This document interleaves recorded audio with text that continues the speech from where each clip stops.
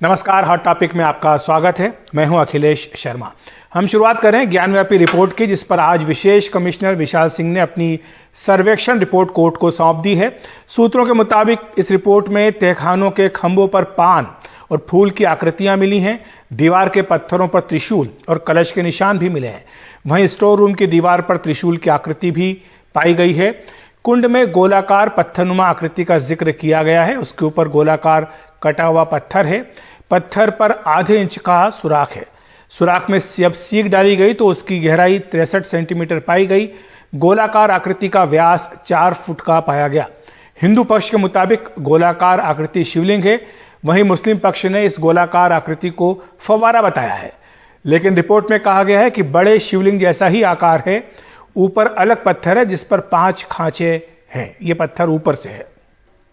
हमारे सहयोगी सौरभ शुक्ला हमारे साथ जुड़ गए इस रिपोर्ट पर चर्चा करने के लिए। सौरभ, ये जो रिपोर्ट आई है, ये इसके बारे में क्या कहा जा रहा है, क्योंकि ये कोर्ट को सौंपी जानी थी और इस रिपोर्ट में जिन्होंने बनाई है उनसे आपने जब बातचीत भी की थी तो उन्होंने कहा था कि हम निष्पक्ष भाव से काम कर रहे हैं, हम दोनों पक्षों की बात इस रिपोर्ट में अपनी रखेंगे।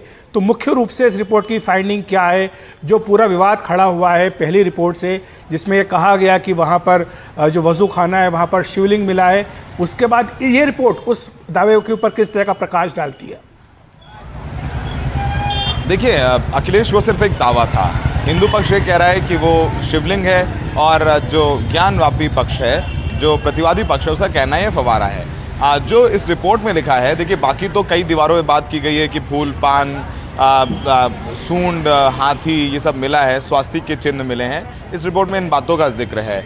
तहखानों का जिक्र है। तहखाने की एक दीवार पर बताया है कि पान और कलश की भी आकृति मिली है। देखिए अखिलेश, आप अगर कभी गए हो काशी विश्वनाथ, तो आप जब जाएंगे गेट नंबर 4 से, तो आपको बाहरी जब जो डोम नज़र आता है ज्ञानव्यापी मस्जिद का, उसकी पश्चिमी दीवार पर आपको कुछ मंदिर नुमा आकृति नज़र आती है। तो जिसका सर्वे पहले किया था अजय मिश्रा ने, उन्होंने अपनी रिपोर्ट में लिखा था कि उसमें कुछ देवी देवता से नज़र आते हैं, उनका विग्रह नज़र आता है। लेकिन जो सबसे ज़्यादा विवाद था वो था कि वजू खाने को लेकर के। इसमें लिखा है कि एक कुंड था, कुंड में पानी निकाला गया और जब नापा गया, जो ऊंचाई थी उस काले पत्थर की, उस आकृति की, तो 2.5 फीट की आई। और उसके ऊपर एक सफ़ेद पत्थर लगा हुआ है जिसमें 5 खांचे हैं और बीच में एक छेद है। तो उसको हिंदू पक्ष ने कहा कि ये शिवलिंग है और मुस्लिम पक्ष ने कहा कि ये फव्वारा है। और मुस्लिम पक्ष ने अपने दावे को सच करने के लिए उसमें जो छेद है उसको सीक डाली गई उसमें, और वो सीक लगभग 63 इंच तक अंदर चली गई, जिसके आधार पर मुस्लिम पक्ष ने कहा कि ये फव्वारा है। देखिए अखिलेश, ये जो रिपोर्ट है वो किसी एक्सपर्ट कमेटी की नहीं है। नहीं, वो बात सही है। वकील हैं, लेकिन सवाल ये कि जब कहा गया, जब उसमें सुराख में जब डाला गया, कहा गया कि ये इतने सेंटीमीटर का सुराख है, उसके बाद क्या पता लगा? क्या इसमें, अगर ये फव्वारा है मान लिया जाए, तो क्या इसमें कहीं से पानी आने की जगह है? क्या ये फव्वारा चलता है? क्या इस बारे में भी सवाल पूछे गए? क्या इस बारे में भी रिपोर्ट में कोई जिक्र किया गया है? बिल्कुल रिपोर्ट में जिक्र है। और जब उन्होंने बोला फव्वारा है, तो उनसे कोर्ट कमिश्नर ने बोला कि आप क्या फव्वारा चलाकर दिखा सकते हैं? उन्होंने बोला कि हम फव्वारा नहीं चला के दिखा सकते हैं। लगभग 20 वर्ष से ये फव्वारा बंद पड़ा हुआ है। तो उन्होंने ये बताया, ये रिपोर्ट में लिखा हुआ है कि पहले बताया गया कि 20 वर्ष से पता चला बंद है, फिर बोला गया कि 12 वर्ष से बंद है और ये फव्वारा चला के हम नहीं दिखा सकते हैं। तो ये उनका कहना है कि बहुत पुराना फव्वारा है, इसकी टेक्नोलॉजी उस वक्त अलग होती थी। तो उसमें जल का स्रोत कहाँ से है? कुछ इस बारे में बताया गया कि जल का स्रोत, क्योंकि फव्वारा अगर आपको चलाना है तो कहीं ना कहीं से तो पाइप के जरिए पानी लाना पड़ेगा ना। तो इसमें कहीं नीचे इतना बड़ा सुराख है कि जिसमें नीचे से कहीं से पाइप आया हो, या जो वजू खाने का जो हौद है उसमें कहीं पे पाइप का कनेक्शन दिखाई दिया हो। क्या इस बारे में कुछ रिपोर्ट में कहा गया है? बिल्कुल कहा गया है। देखिए यही वजह है कि जो मुस्लिम पक्ष हम पढ़ के भी अपने दर्शकों को सुना देते हैं कि जो जिस बात की बात कर रहे हैं उसमें कोर्ट में रिपोर्ट में क्या लिखा है। बस 10 सेकंड ही लगेंगे अखिलेश जी उस बारे में। इसमें लिखा हुआ है कि इसके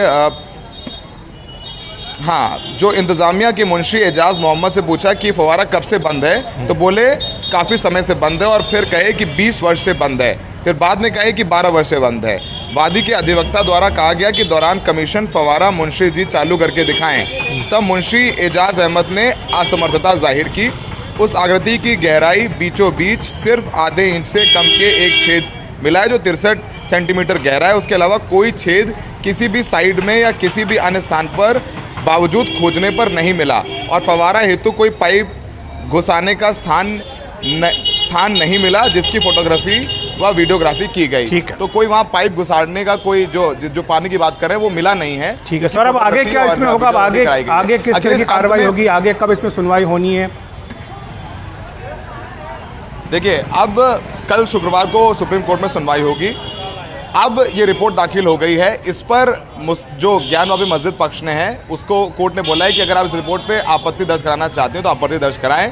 इस पर सोमवार को जो ज्ञानवापी मस्जिद पक्ष है वो अपनी एक एफिडेविट दायर करेगा और साफ तौर पर जो हमारी बात हुई है उनसे उनका कहना है कि देखिए ये शिवलिंग है, ये फवारा है, ना ये वादी पक्ष तय कर सकता है ना ही ये कोर्ट कमीशन, इसको एक्सपर्ट तय करेंगे या फिर न्यायालय तय करेंगे। और अखिलेश जाते जाते अंत में यही बात कहेंगे, देखिए एक रिपोर्टर के तौर पर जिसको ये मानना है कि ये शिवलिंग है वो मान रहा है, जिसको मानना है ये फवारा है वो मान रहा है, लेकिन अंत में मान्य वही होगा जो न्यायालय तय करेगा, क्योंकि अभी भी इस पूरे मामले की सुनवाई तो न्यायालय क्या कहता है इस पर? रिपोर्ट और अर्जियां दाखिल हो रही जी, इसका हमें इंतजार करना होगा कि न्यायालय का इस पर फैसला क्या होता है। हम आइए सुन लेते हैं इस पर क्या कहा है जो रिपोर्ट जिन्होंने दी उन्होंने। नहीं होती। नंबर 1, जिस सर्वे की मुखालिफत इंतजामिया कमेटी ने की, जिस कमिश्नर के अपॉइंटमेंट की मुखालिफत इंतजामिया कमेटी ने की, तो इंतजामिया कमेटी की मुखालिफत करना सही साबित हुआ नहीं हुआ? जिसको पिटिशनर ने कहा कि इसको बना दो, जिसको इंतजामिया कमेटी कहा कि इसको मत बनाइए, सर्वे मत कराइए, उसी ने रिपोर्ट लीक कर दी और पूरे टीवी चैनल्स पर उस रिपोर्ट को दिखाया जा रहा है। और कल कोर्ट, सुप्रीम कोर्ट उसमें अपना फैसला सुनाने वाला है। तो क्या मजाक हो रहा है? कोई बताइए आप, कैसे बगैर कोर्ट को, लोअर कोर्ट को रिपोर्ट दिए मीडिया के पास रिपोर्ट कैसे चले गई? इंतजामिया कमेटी के पास रिपोर्ट नहीं है, कैसे रिपोर्ट चलेगी? आखिर आप बताना क्या चाह रहे हैं? तो ये असदुद्दीन ओवैसी थे जो रिपोर्ट के लीक होने पर सवाल उठा रहे थे। उन्होंने पूछा कि क्या मजाक बना दिया गया है इस पूरी कार्यवाही का। फिलहाल हम हॉट टॉपिक में एक ब्रेक ले रहे हैं।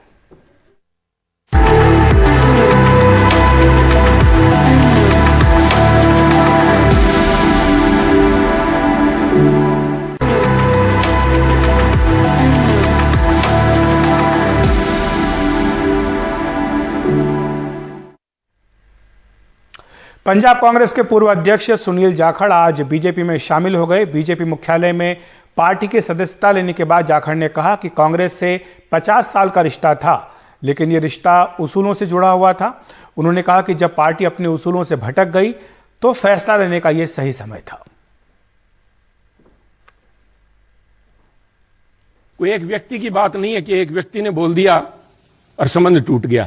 वो कहना कच्ची यारी है नहीं साहब, इस तरह नहीं टूटा करती।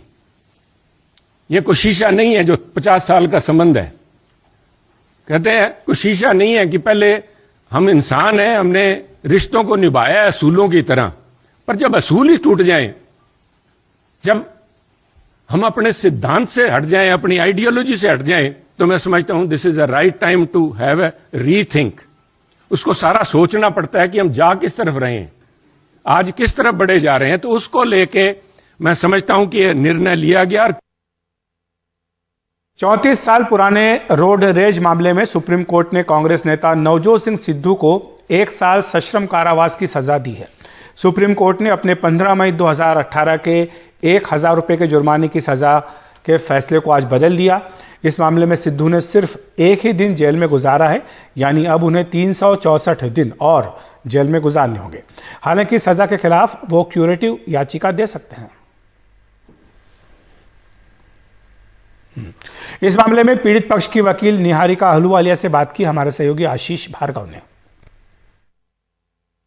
नवजोत सिंह सिद्धू को बहुत बड़ा झटका सुप्रीम कोर्ट से लगा है। 34 साल पुराने रोड रेज केस में अब उनको 1 साल की सजा सुप्रीम कोर्ट ने सुना दी है। अपने ही फैसले पर पुनर्विचार किया है। 1000 रुपए का जुर्माना लगाया था 2018 में, लेकिन अब 1 साल की सजा भी काटनी होगी उनको। निहारिका अहलूवालिया हमारे साथ हैं जो पीड़ितों की तरफ से थी। मैम, सुप्रीम कोर्ट ने क्या कहा आज के फैसले में? सर, पहले जो इनकी जजमेंट आई थी 2 जजमेंट की, उसमें उनको 1000 का सिर्फ फाइन दिया गया था under 323। Now they have reviewed that judgement and justice Kaul भी उस जज बेंच के पास है। अब उन्होंने उनको कहा है कि इन फैक्ट्स एंड सर्कमस्टांसेस इनको 1 साल की रिगरस इम्प्रिजनमेंट जेल जाना पड़ेगा। तो पहले सजा यानी 323 में ही 1 साल की सजा 1,000 रुपए का जुर्माना लगाया था सुप्रीम कोर्ट ने, लेकिन आपकी पिटीशन पर एक बार फिर रिव्यू किया है और अब 1 साल की जो मैक्सिमम सजा थी वो अब इनको काटनी होगी, कोई अपील कर पाएंगे? सर वो तो उनकी लीगल टीम बताएगी, पर अकॉर्डिंग टू अस उनको 1 साल की सजा काटनी पड़ेगी। दूसरी बात यह है कि आपने भी मांग की थी कि 302 का ये मामला बनता है, हत्या का